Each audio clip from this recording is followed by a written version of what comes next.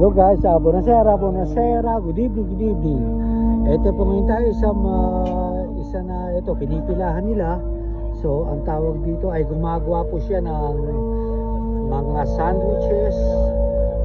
Kumbaga sa panini sa Italian. Ito po sila, oh. Nakita mo ang pila, oh. Wow.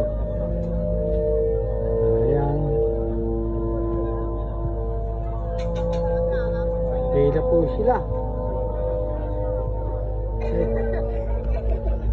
Christy po kung automatic ba ito kanilang ang kanilang pagkain.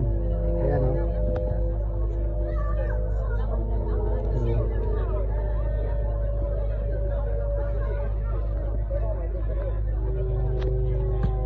Ito po ang live sa Rome, Italy. Pila din ang ang mga tao katulad po din sa atin sa